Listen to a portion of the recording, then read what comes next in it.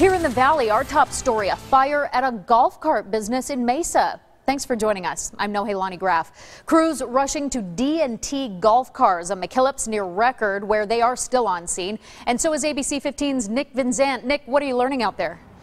Well, right now, firefighters have been able to get this fire out, but they still have a lot of work to do, and that's really starting right over here on my right shoulder. You can see that investigators have just arrived out here on scene. This fire started around 3 o'clock, and it started in this business right here. It's really two businesses.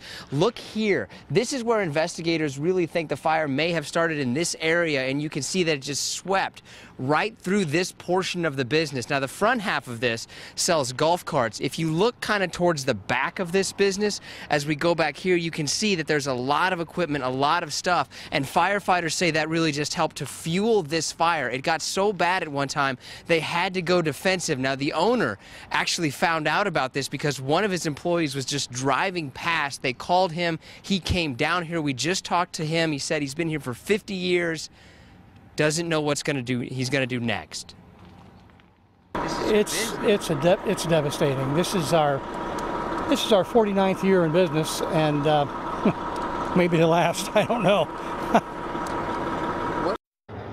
Now, there's not only a lot of fire damage. You can see they were able to get some of their stuff out here, but there's so much water damage to this. The owner doesn't really know exactly what he's going to be able to solve. They were able to get this fire out. At one point, you see this structure here?